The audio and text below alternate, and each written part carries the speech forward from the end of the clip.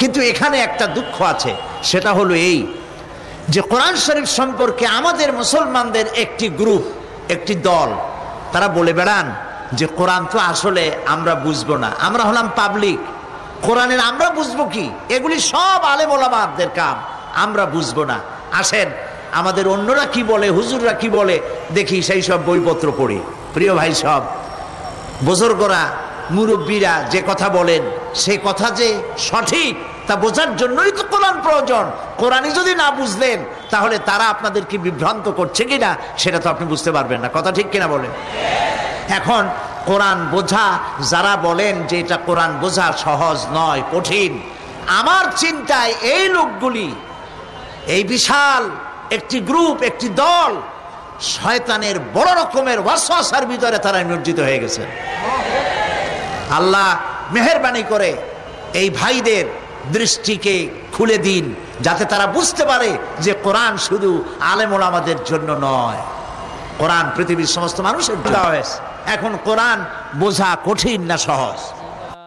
এই প্রশ্নের জবাবে আল্লাহ রাব্বুল আলামিন, আমরা প্রশ্ন করব, আমাদের প্রশ্ন করার অনেক আগে আল্লাহ রাব্বুল আলামিন সূরা কামারের ভিতরে একটি প্রশ্নের জবাব 4 বার দিয়েছেন।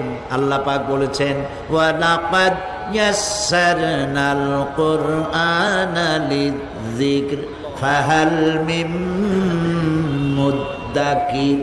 আল্লাহ পাক বলেন, আমি আল্লাহ অবশ্যই কোরআনকে মুখস্থ করার জন্য আর কোরআন বোঝার জন্য মানুষের কাছে আমি সহজ করে দিয়েছি। ফাহাল মিন মুদ্দাকির, আছে কে কেউ এর থেকে উপদেশ গ্রহণ করা? 4 বার আল্লাহ পাক বলেছেন সূরা কামারের ভিতরে, অবশ্যই কোরআন আমি বোঝার জন্য সহজ করে দিয়েছি। সুবহানাল্লাহ বলেন। আমরা বুঝতে চাই না, তাহলে বুঝবো কি করে? বুঝতে চাইলেই তো আমরা বুঝতে পারবো, চেষ্টা করলেই বুঝতে পারবো। কোরআনে কারীমের এই সূরাটির দিকে লক্ষ্য করেন, আল্লাহ পাক বলছে কাফেররা এটা বিশ্বাস করতো না। বিশ্বাস না করে তারা কি সব প্রশ্ন উঠাইতো, সেই প্রশ্নগুলো আল্লাহ পাক তুলে ধরেছেন। আরেকটি জিনিস লক্ষ্য করুন, আল্লাহর চাইতে শক্তিধর পৃথিবীতে কেউ আছে? আকাশে কেউ আছে? কোথাও কেউ আছে? কেউ নাই। আল্লাহরে অস্বীকার করছে একদল লোক, বলতেছে মানি না। আল্লাহ পাক ফেরেশতা পাঠায় দিলেন, ওদের গর্দান পিটাই ভাঙিয়ে দাও, আমারে মানে না কে? এইরকম কি আল্লাহ করছে? না, করেন নাই। ওরা বলে পরকাল মানি না, আল্লাহরে মানি না। আল্লাহ পাক কোরআনে যুক্তি দিয়েছেন, আর নবী করিম সাল্লাল্লাহু আলাইহি ওয়াসাল্লামকে বলেছেন, ইন্নামা আনতা মুযাক্কিরুন লাস্তা আলাইহিম বিমুসাইতির। হে নবী, উপদেশক করে আপনাকে পাঠিয়েছি, আপনাকে লাঠি চার্জ করার জন্য পাঠাই নাই।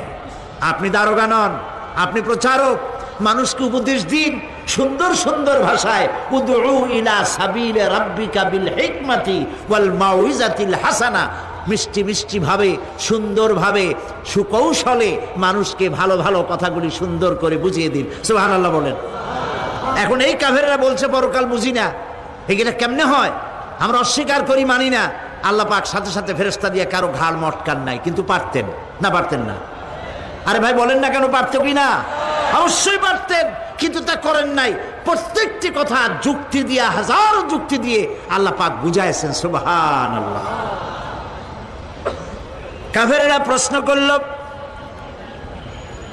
তারা বলতো আমাদের এই জীবন শেষ, মৃত্যুর পরে আমাদের আর নতুন করে ওঠা লাগবে না। ওরা বলতো তো এই জীবনটাই আমাদের শেষ, এইখানে আমরা মৃত্যু ছাড়া, আমাদের এই জীবন ছাড়া আর কিছুই নাই, আর আমাদেরকে পুনরুত্থিত করা হবে না। পরিষ্কার তারা বলতো যে আমাদেরকে পুনরুত্থিত করা হবে না।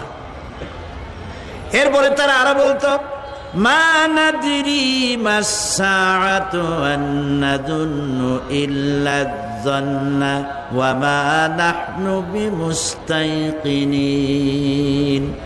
ওরা বলতো কিয়ামত কি জিনিস তা আমরা জানি না, আমরা বুঝি না, আমরা শুধু অনুমান করি মাত্র, আর আমাদের বিশ্বাস হলো আমাদেরকে কখনোই উঠানো হবে না, পুনরুত্থিত আমরা হব না। প্রিয় ভাই সব, এইভাবে তারা পরকালকে অস্বীকার করার কথাগুলি তারা বলতো। কাফেরেরা প্রশ্ন তুলতো, আমরা আর আমাদের মৃত্যুর পরে আর আমাদেরকে জিন্দা করা হবে না। আখিরাতের জীবন সম্পর্কে কাফেররা আর বলতো যে আমরা মরে যাওয়ার পর আমাদের গোশতগুলি মিশে যাবে, হাড্ডি গুড্ডিগুলি পচে যাবে, এরপরে আমাদেরকে নতুন করে চিন্তা করা হবে। এটা মাথার মধ্যে ঢোকে না, কি আশ্চর্য ধরনের কথাটা হবে কি করে? কাফের বেঈমানেরা আরো নানা ধরনের প্রশ্ন তারা করত। তারা বলতো আইদা মিতনা ওয়া কুন্না তুরাবান যালিকা রাজউম বাঈদ, আমরা মাটিতে মিশে যাব, তারপরেও কি আমাদেরকে চিন্তা করা হবে, আমাদেরকে আবার উঠানো হবে? এটা তো বুদ্ধির, এটা চিন্তার বাইরের কথা, এটা তো মানতে পারি না। আসলে কাফেরদের এই বক্তব্য অনুযায়ী পরকালের জীবন বুদ্ধি বহির্ভূত নয়। ওরা যে বলে যে এটা আমাদের বুদ্ধিতে কুলায় না, আসলে তারা বুদ্ধি খাটায় নাই। কাফের তো বুদ্ধি খাটায় নাই, এদের বুদ্ধি সীমিত বুদ্ধি। আর আল্লাহ কোরআনে বুদ্ধির কথা বলেন নাই, আল্লাহ বলেছেন জ্ঞানের কথা। আর ওরা হলো বুদ্ধিজীবী। ওরা কি জীবী কন? বুদ্ধিজীবী। আচ্ছা, আপনারা একটা প্রশ্নের জবাব দেন তো, দুনিয়ার সব থেকে বড় বুদ্ধিজীবী কেনা? মাশাআল্লাহ, আপনাদের ওয়াজ না শুনলেও হবে, আপনারা তো জানি ফেলাইছেন সব। সব থেকে বড় বুদ্ধিজীবীর নাম হলো শয়তান, আর সব থেকে বড় জ্ঞানীর নাম হযরত আদম আলাইহিস সালাম। মানুষের মধ্যে সর্বপ্রথম তাকে জ্ঞান দান করেছিলেন। সুবহানাল্লাহ। আল্লাহ পাক কোরআনের মধ্যে কোথাও বলেন নাই যে আমি বুদ্ধি দিছি। আল্লাহ পাক বলেছেন ওয়া আল্লামা আদামাল আসমাআ কুল্লাহা, আমি আদমকে সমস্ত জিনিসের জ্ঞান দিয়েছি, নামগুলা শিখাইছি। সুবহানাল্লাহ। ওয়ালাকাদ আতাইনা লুকমানাল হিকমা, আমি লোকমানকে জ্ঞান দান করেছি। ওয়ালাকাদ আতাইনা দাউদা ওয়া সুলাইমানা ইলমা, আমি দাউদ আর সুলাইমানকে কি দিছি? বুদ্ধি দিছি। কি দিছি? জ্ঞান দান করেছি। ইব্রাহিম আলাইহিস সালাম বলেছেন, হে আমার আব্বা, হে আমার পিতা, আমার কাছে এমন জ্ঞান এসছে যে জ্ঞান আপনার কাছে নাই। ফাত্তাবিউনি আহদিকা সিরাতান সাবিয়্যা, আপনি আমার অনুসরণ করেন, আমি আপনাকে সোজা রাস্তায় উঠায় দেব। সুবহানাল্লাহ। আমার কাছে এমন ইলম আসছে। কোরআনে কারীমে আল্লাহ রাব্বুল আলামিন বুদ্ধি শেখো, আল্লাহর কাছে বুদ্ধি কামনা করো, এটা তিনি এক জায়গাও বলেন নাই। বলেছেন আমার কাছে দোয়া চাও, রব্বি জিদনি ইলমা। পড়েন সবাই, রব্বি জিদনি ইলমা। আবার বলেন, রব্বি জিদনি ইলমা। আয় আল্লাহ, তুমি আমার জ্ঞান বৃদ্ধি করে দাও। শয়তান ছিল বুদ্ধিজীবী, আদম আলাইহিস সালাম ছিলেন জ্ঞানী।